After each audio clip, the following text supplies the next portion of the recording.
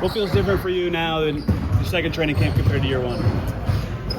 Well, I think the biggest benefit, obviously there's the aspect of having a new coach and a lot of new teammates. So in that regard, like, it's still a learning process and trying to figure your teammates out and figure out the new system. But the pace and physicality and all of that, you're used to it, you're ready for it, you're ready for at the speed of how things are going to move. I think that having that under your belt is kind of what's helped me the most here. But at the same time, like, it's a learning process for all of us. Most of the team here and most of the girls here are new players. So and the ones that have come back, new coach, we're just trying to learn in the same way and build relationships with our teammates. So similar in that regard, but at the same time, having a year under my belt is really helpful. You had that photo of your arms go viral last month. Just how much stronger do you feel kind of coming into training camp? Yeah, I mean, that was like my biggest focus in the offseason, is just trying to get stronger and really working on that. And really thankful for Sarah, our strength and conditioning coach, like, put in a lot of time with me. And we were in here consistently. Like, I think that was the biggest thing for myself, is just having that consistency to be able to work on it for 6 months or whatever it was. So I certainly feel a lot stronger, and I'm a pretty self-aware person. I knew that was going to be a huge part of it, and it's going to help me offensively, it's going to help me defensively, it's going to help me not get as tired throughout games. So yeah, definitely one of the focus points of my off season is just getting stronger, and even through these 2 practices, like, I can certainly feel it. What was it like going 7 months without having any basketball responsibilities, and how do you think you'll be better off this season because of a significant layoff?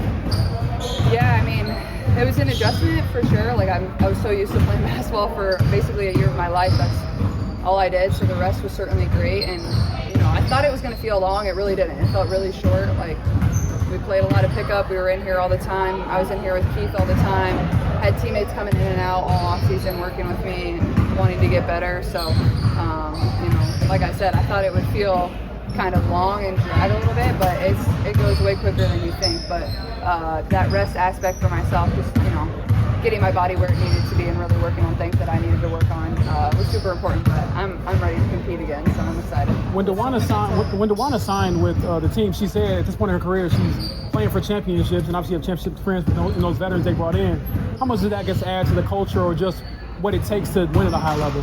Yeah, I mean, DB has been tremendous. Like, she's such a selfless leader. Like, she's here to win. She says that, but she, like, really means it, and she leads in that example every single day. Like, we were just sitting over there talking after today, like, just talking about practice and things we need to work on, things that went well, things that everybody knows we have so much talent, but at the same time, like, you got to put that together. It's not going to be like, all right, you have all these great players, you step out on the court, it's going to work. Like, it's going to take a little bit of time to figure things out, figure out how everybody works with one another. So DB's been tremendous, and obviously, not only as a leader, she's a tremendous basketball player too. She's won championships. She knows what it is. So when she speaks, everybody listens. So I think that was a piece of the thing we were missing last year. Is like, we didn't really have that inside of our locker room. So just really grateful for that, and just the way she talks and she leads. Like, for me as a second-year point guard, like, I want to win for her. Like, this is the end of her career. Like, she deserves it.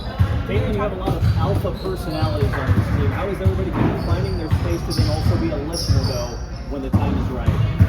Yeah, I think that's what makes you a good teammate. And I don't think anybody's trying to be alpha. Like, everybody's trying to be a good listener and be there for your teammates. It's how do you find the balance of doing both? How do you speak up and be a great leader, but at the same time, how do you listen and how do you get better? And I think it all speaks to, like, the relationships that you have with your teammates. It's like, you got to go out of your way to build those. So when something goes wrong or you have to hold somebody accountable, they know it's coming in the best interest of the team. So I think it just starts with building relationships, getting to know your teammates, but at the same time, we have so much great personality on this team. That's what's going to make it fun. That's what fans are going to love and to watch about us. We're going to have a lot of fun playing basketball, and you embrace that about your teammates as well. Can you feel like there's 2 days in that the personalities come together on this group? Yeah, like, I think the vibes are really good, and that's what's really fun about it. Like, obviously we're probably not in the heat of battle yet. I mean, we're out here competing with one another, but at the same time, like, everybody's here supporting one another and having fun and enjoying it. And I think that's what's cool about it. You did so many unique experiences this offseason. Did any one or two stand out to you about things you're able to get done and be a part of? Good question. Man, I went to the Masters, so that was pretty cool. It's on my bucket list of, like, sporting events that I've always wanted to go to, and I was going to go last year, but it was just too close to the turnaround of camp and the draft, so that was really fun. I think the aspect of nobody having their phones, like, that was really cool. Like, people have to come up and be like, hey, like, you have to actually have a conversation with people that you like. So that was really fun. And like, you don't want your phone either. Like, you're just sitting there, you're enjoying a sport. I think sitting on the 18th green Sunday at the Masters is like one of the coolest things ever. Like, everybody's watching the leaderboard change in real time. And honestly, with how that round played out, with how Rory, had a 4-stroke lead, then Justin Rose took the lead, then it was tied. Like, getting to watch that on the leaderboard and then it come down 18, like, I don't know if anything will be able to top that. But I got a few more on my bucket list, so I'd probably say the Masters. And man, I did a lot of fun stuff. But yeah, that was cool. Speaking of your off-season, do you feel you're able to kind of just get a mental break, like mental reset after such a whirlwind of your first season? Yeah, absolutely. I mean, I love talking to you guys all the time, but there was a point where the line had to be drawn. So I'm glad to see you all back here, but it was nice to get away from everything and just kind of be able to live my life as a normal person, enjoy things that I love to do, cook, bake, be outside, go watch other sporting events, like see my family, just like be Caitlin and enjoy things that I really enjoy. And don't get me wrong, like I love basketball and, having the spotlight, playing with my teammates, like that's one of the most fun things in the world. But at some point, like we had a great year, and eventually getting away from that was really healthy for me. But it came to a point where I was itching to get back in here after like a month. So I'm happy to be back at the same time. Stephanie said this weekend that this is the most talented roster that she's seen the Devils put together. How do you assess that when you look at who's around you? Yeah, I mean, like, there's a lot of talented teams in this league. I think our talent is in a variety of ways, where you have a young group of players that is really talented. Then you have the veteran leadership. You got Sid, you got DB, you got Tosh. Then you got Soph and Lex. And then you look at people that may never step on the court that could be playing on other teams and possibly even start on other teams. So it's going to take a lot of selflessness from everybody, but at the same time, like, when you win, that's what's fun. And nobody cares about their personal stats. Nobody cares about how many points you scored, how many rebounds you had, how many minutes you played. Like, everybody's going to have to give a little bit, but that's what it takes to win. And Steph has preached that since she's got here in Indy, and I think the people that they've brought here to Indy, too, embody that in everything that they do. So we're excited. Kelsey, you guys are having a lot of fun out there today. How did today's practice compare to yesterday in terms of just getting to know each other and having that fun? Nice catch. This fever mic is not wanting to cooperate. Oh, this for us. With the new atmosphere, new coaching, everything is just absolutely new. It feels really good. It feels fresh. It's kind of like when you take your clothes out the dryer, kind of like fresh. It just feels different, and it feels good because we have new leadership, we got new players, we got vet leadership, and so I think all that combined just makes for a good atmosphere. It feels good. How does that help you guys elevate even more for the players who are returning? Oh, it makes it easier. I remember this time last year, it didn't feel good. So we have to get that in order first in order for people to start playing well. It's like the domino effect. But I think once your culture is kind of established, how you guys see it now, I think it makes everything else way easier. I don't know if that makes sense, but way easier. It makes sense. Kelsey, what's it been like adjusting to Stephanie White and I guess that culture you're talking about? Oh, man. I have nothing but great things to say about Stephanie. From the time I was in China playing and her trying to get me back here, and the leadership that she took to make sure I felt welcome and felt safe coming back and playing under her. She's done an unbelievable job with all of us one by one and making sure we all feel different but in a good way. And I think with her leadership along with the assistant coaches, we've already cultivated how we want to play, and so that already feels good as a player coming from Stephanie. How do you want to play, I guess? Up-tempo, fast. Obviously, how me, C-Squared, all those guys are. But I think when we cultivate DB and your older ones in it, I think we're going to have more of a winning culture and not just playing fast. So now we get the best of both worlds. Kelsey, I heard the word about kind of getting some grace in the hunt. Yeah. How do you balance keeping things intense early and recognizing that y'all are still figuring each other out? Culture.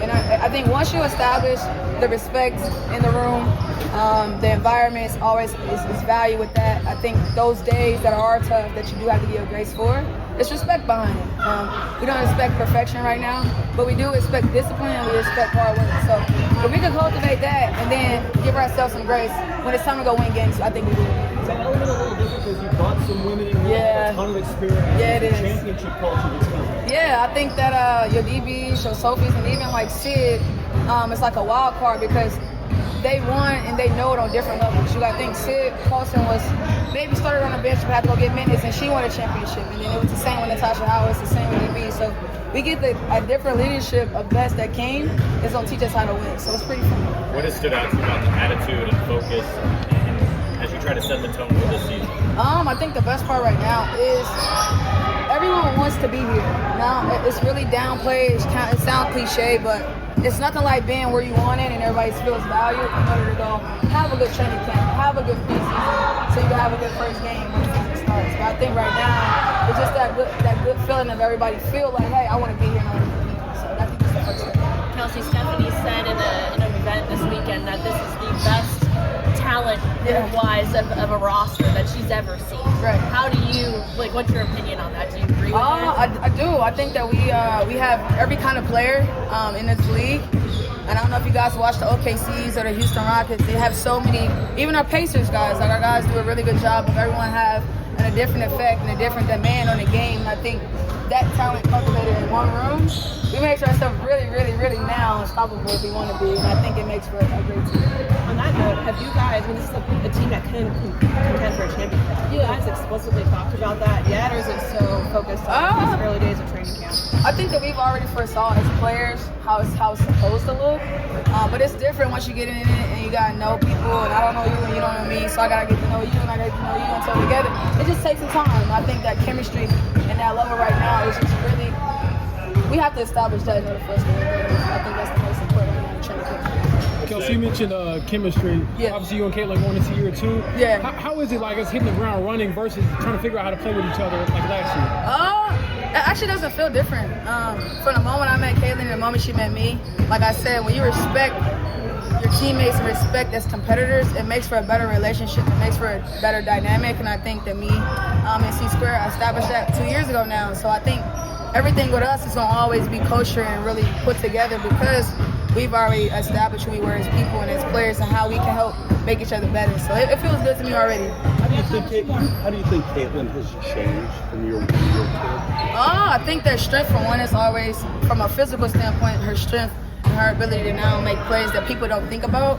But there's that skip to skip. I mean, a person of her caliber, it seems small, but it's going to make her go from having 25 to having 28, or 10 assists to 12 assists. So, for one, her strength, and then after that, professional, learning, watching film, knowing what you need, and I think that's going to take time for her specifically, but the rest is for her is already in the bag. I think strength is always going to be a main thing for her. Kelsey, how much better prepared do you feel like the 5 of you are to embrace, you know exactly what you're getting with the noise and the crowds, and how do you also prepare everybody else for what's coming? I think that mix of leadership that we have from your DB, so Tasha Howard and Sid, it's going to help ease things out based on the people that's coming around to see us. But I also think that it do helps us. Let me say this. Before we got here a month ago, we were all coming in. We come from our respective homes to establish that already. And so I think that 5, we've established that like 2 or 3 weeks ago. It might have been open line, it might have just working out, but we've already kickstarted how we want to play. And here, thanks,